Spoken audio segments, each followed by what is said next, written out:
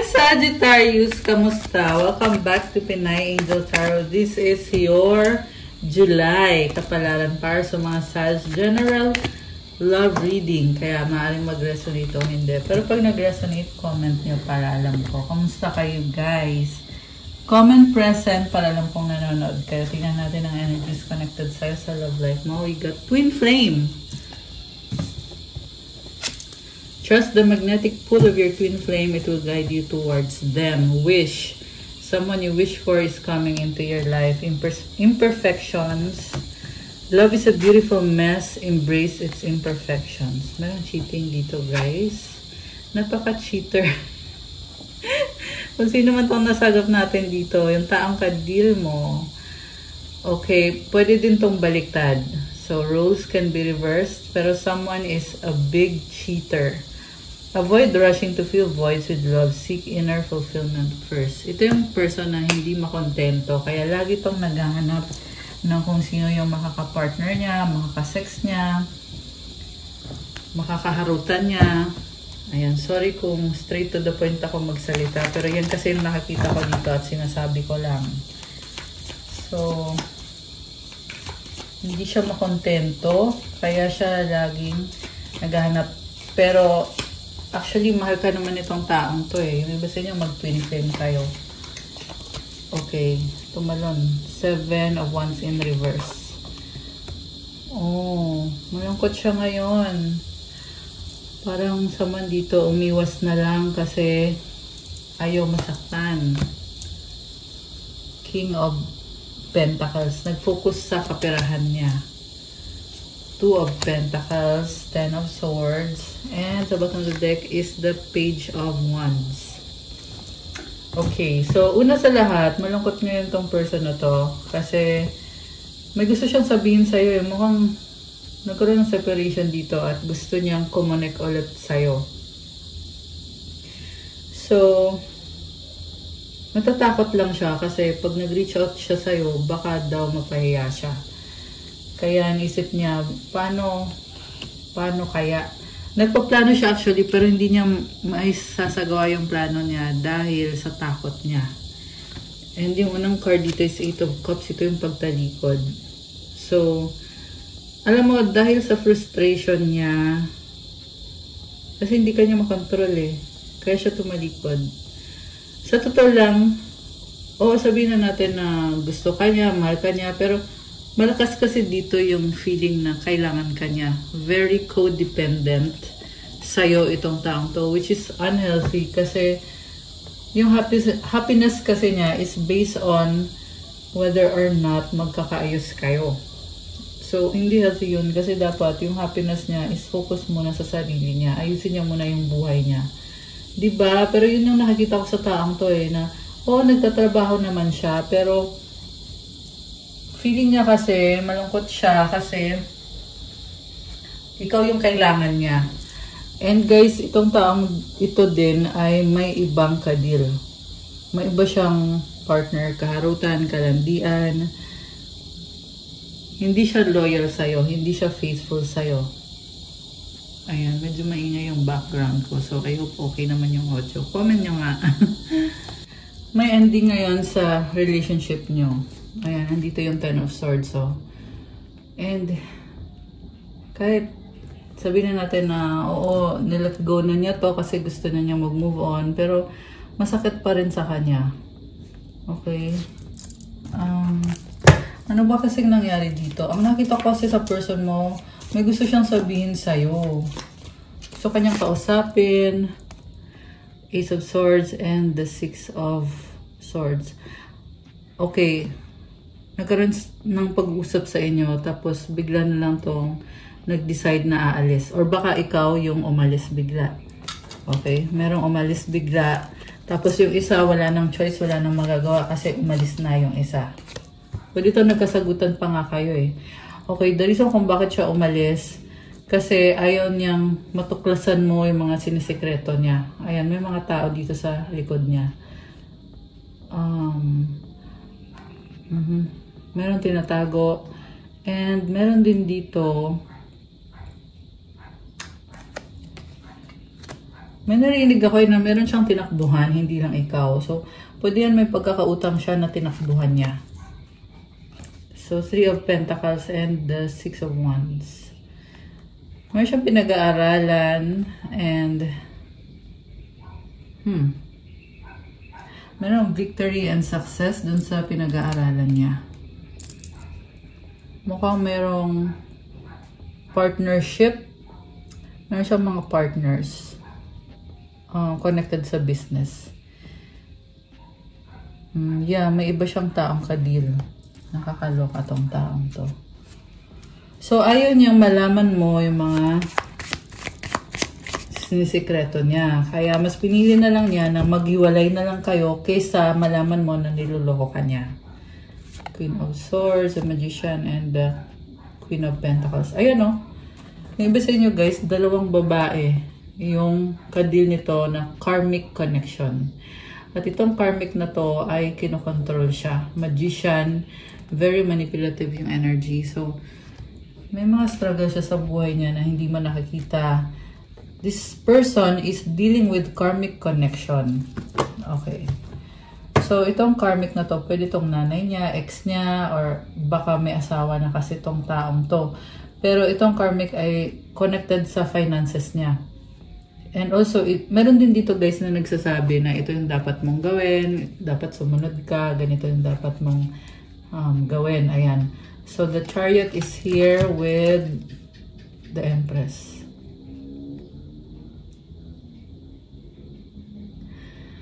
Alam mo, nakikita ko dito, pwede itong bumalik sa buhay mo, or at least yun yung gusto niyang mangyari. Gusto niyang bumalik sa buhay mo. At the same time, nakikita ko din sa'yo na may calling ka eh. Ginagawa mo kung ano yung calling mo, kung ano yung magpapasaya sa'yo, connected sa career mo, sa life mo, sa future mo. Yung iba sa inyo guys, ay may mga palay kasi. So baka may farm kayo or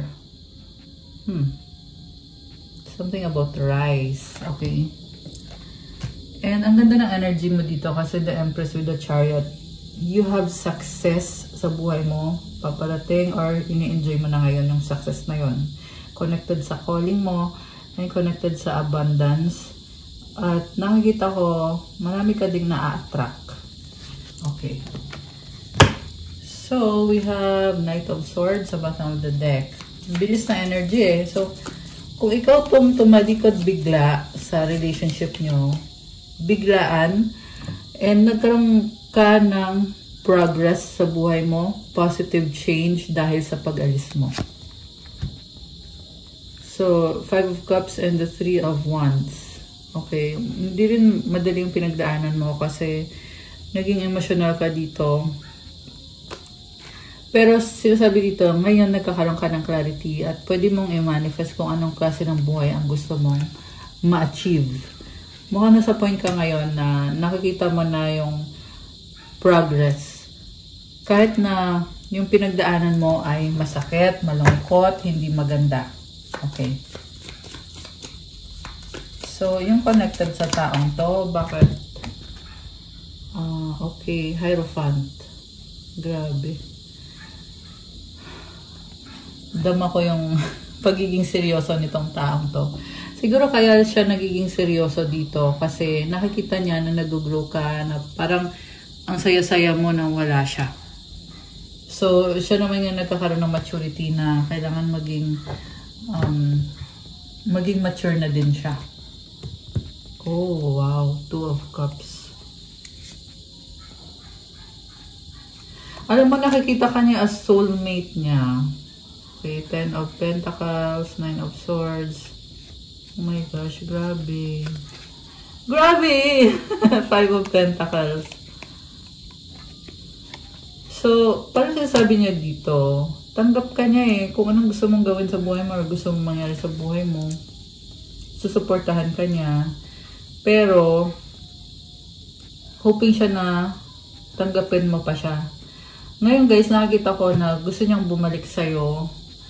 Kasi sa'yo niya naramdaman yung pagiging komportable niya with this 10 of Pentacles. Yung iba sa inyo is marami na kayong pinagsamahan, merong bata, may family, may aso, ayan. And something connected sa bahay or sa finances. Grabe. Wow. So, yung partnership na to, nagdadala ng blessings sa finances nitong si person mo. Oh. Si Emperor ba to? Si Emperor pala to. Akala ko kanina si Hierophant. Oh my gosh. So, guys, twin flame mo nga. Yan na yung kadil mo dito. Ayan o, si Empress tsaka si Emperor. And then kanina, unang card is Twin Flame. Alam mo sinasabi dito, yung Twin Flame mo is willing naman siyang mag-adjust sa'yo. Very, ano siya ngayon, very high vibe siya ngayon. Nagkakaroon siya ng mga changes na very positive. Yung nga lang, yung sa finances niya, meron kasi siya pinoproblema dito eh. Something about, nawalan ba siya ng pera? Ayan, may something about pera. Although, meron namang lumabas din na blessings. Okay, ayan. Muntik na nalaglag. Oh, ito na nga. Meron talaga siyang ina-overthink. At ano to? Something about pag-uusap. Okay, meron siyang narinig na sinabi mo na hindi maalis sa isip niya. 7 of Pentacles. Parang feeling niya dito hindi sapat kung ano yung napoprovide niya sa'yo. Kaya nasa-challenge siya na kung paano babawi sa'yo. Alam mo, the way kanya isipin, sobra, hindi kanya maalis sa isip niya. Okay? So, ano ngayon? Gusto ka kasi niyang kausapin eh. Ano ngayon? Ang gagawin nitong taong to? King of Cups. Oh my gosh. Parang, alam mo, una sa lahat, mahal ka niya. Pero parang nahihiya siya magsalita. Ba't ganun? Nandito din si Queen of Wands. Oh my gosh. Oh, okay. 8 of Swords and the Judgment card. Alam mo, it's showing me here na parang meron siyang ibang kadil dito na kinokontrol siya. Ito yung nagsasabi kung anong gagawin niya. Actually, nasabi ko na to kanina pero lumabas kasi ulit eh. Isa to sa malaking consideration nitong twin flame mo na paano siya kukonect sa'yo. Kung may kadil siyang karmic na pilit naman dinidikta sa kanya kung anong gagawin niya, kung paano siya dapat mabuhay. Alam mo yon, ganun yung nangyayari sa kanya eh. Kaya frustrated siya, 9 of Wands. Kita mo sugatan, no? So, hindi siya makapag-focus sa'yo. Yun yung problem. Kasi meron siyang kadil dito na karmic. Okay, ano ngayon? We have, oh, tingnan mo. Nag-cheat sa'yo tong taong to eh. Nag-flip yung card. This is Knight of Wands. With the Justice card. Oh, wow. Alam mo, ang nakakita kong posibleng mangyari dito is kung magkakayos man kayo, ipagsasabay na yung dalawang tao, dalawang connection. So, Ace of Pentacles, gusto niya mag-offer ng bagong simula sa'yo. Okay? Anong magiging future mo dito sa taong to? Sa totoo lang, hindi mo naman siya kailangan eh. You are the Empress. Marami ka ding na-attract. Ayan, the Moon. Mas gusto mong mag-isa. Mas gusto mong ayusin yung buhay mo, ayusin yung sarili mo. 8 of Pentacles, very practical ng energy mo. So, oh my gosh. 2 of Swords and the 3 of Swords. Kumbaga, ayaw mo nang masaktan. Kasi, nasaktan ka na dati. Hindi mo na hayaan na mangyari ulit yun. Okay? Yan yung mga energies mo dito. Which is, tama lang naman yun. O, naging matalino ka na. King of Swords. 5 of Swords. 5 of Wands. Alam mo, sa nakita ko dito, guys, talagang napaka-bless mo. Kaya, kasi yung energy mo dito, the Empress, diba? And also, when it comes to this person na mahal ka pa rin, yung twin flame mo, hindi kayo magiging okay ulit hanggat hindi siya nagpo-focus sa'yo. And sa nakita ko kasi, hindi siya loyal dito, hindi siya faithful. So, ayan, the devil, diba? Hindi siya faithful sa'yo. Marami siyang ka-deal na mga tao sa paligid niya at nakastuck siya doon. Okay. 5 of Swords. So, ayun, problemado siya kasi may mga taong kumokontrol sa kanya. So, ibig sabihin, mapipilitan siya ngayon na mag-focus dun sa ganong klase ng buhay. Okay. So, teka. Gusto kong tingnan. What's coming towards you? What's coming for the Empress? Okay, what's coming for the Empress? Wow! 10 of Cups. This is happiness, family, celebration. The High Priestess. Okay. Malakas ang energy ng water sign. Lalo na yung Pisces. Baka meron kanyan sa chart mo. Okay. So, anyway, alam mo, sa totoo lang, alam mo na kung anong gusto mo mangyari sa buhay mo. Pero, kumbaga sa'yo na lang yun. Kung ano may gusto mo mangyari sa buhay mo, ikaw na yung nakakaalam at ikaw na din ang bahala. Ayan.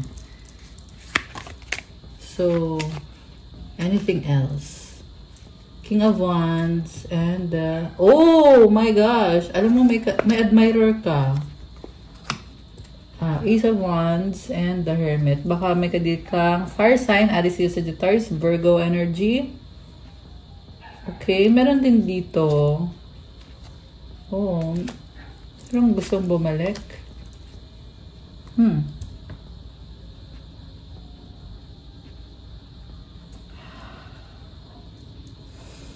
Okay, so naisip ko kasi kanina yung mga cards na lumabas eh. Ngayon, andito yung Judgment card with the 10 of Wands. Merong burden, nababurden, gustong bumalik sa'yo, nagmabadali kasi actually nape-pressure siya. Gusto niya pa rin talaga magkaayos kayo, the same person. Nakakaloka. Hindi ka niya mabitawan. Page of Cups and the Hanged Man. Mag-offer ulit sa'yo. Page of Swords and the 9 of Pentacles. Talking. Queen of Cups with the Death card. Okay, yung iba sa inyo may ka-deal na water sign, Cancer, Pisces, Scorpio, lalo na yung Scorpio, 6 of Cups. Okay, alam mo, nakita ko dito, ini-enjoy mo yung life mo, nilet go mo na yung taong yan, or on the process of letting go ka na. And you are more gentle sa sarili mo. You recognize na may mga memories ka kasama yung taong yan. Pero alam mo na din na nagtapos na yan. And you're in the process of healing. 4 of Swords. Okay. Strong ka naman eh. So nakikita ko sa'yo. Ayan, Sag. You are a strong person. So tingnan natin. Gusto kong i-check from the oracle cards. Okay. Ano bang mga nararamdaman nitong taong ka-deal mo? We have hoping, expecting, faith, manifesting. Okay, merong umaasa, soulmates, oh my gosh, deep love, unity, connection. Namimiss ka nitong taong to. Withdrawn, single, lonely, solitary. Alam mo, may good vibes naman sana eh. Kaso lang, hindi niya kayang harapin ikaw. Karma, consequences, cause and effect, debts. Okay, kaya kinakarma siya. Or yung iba sa inyo, meron siyang pagkakautang sa'yo, kaya yun yung pinoproblema niya. Confusion, uncertain, unclear, unsure, breaking point, limit, final straw, overwhelmed. The reason kung bakit siya na-overwhelmed is kasi gusto niya kasing maayos pa ito. Pero nawawalan siya ng ideas kung paano. Nawawalan siya ng, alam mo yon, Natatakot siya. Saka isa pa, ang problema kasi dito sa taong kadil mo is hindi niya masabi sa'yo yung totoo. Meron siyang pinoprotektahang sikreto. Meron siyang tinatago.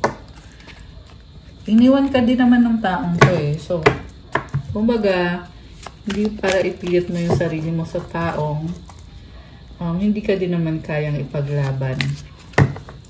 Or hindi ka talaga ipinaglaban. Pero, itong taong to ay, ano ba to? Ace of Swords. Galit siya. Oh my gosh, nagsiselos. Kasi inisip niya na nakapag-move on ka na.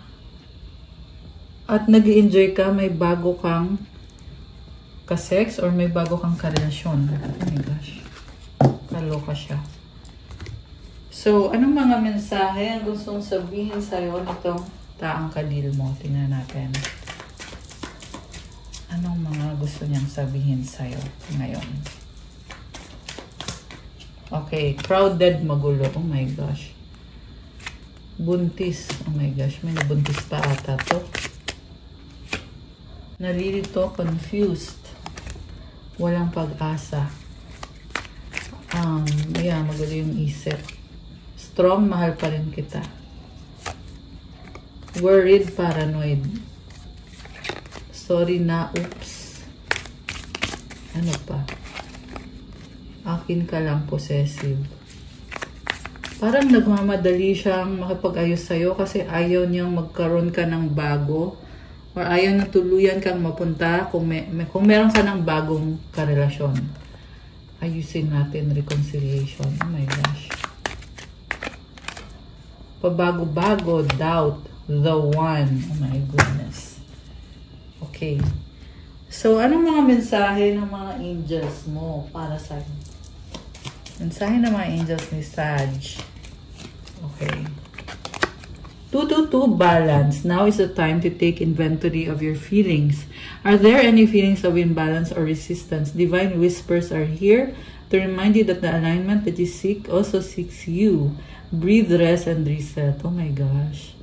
Alam mo, sinasabi dito, dapat maging positive ka lang at yung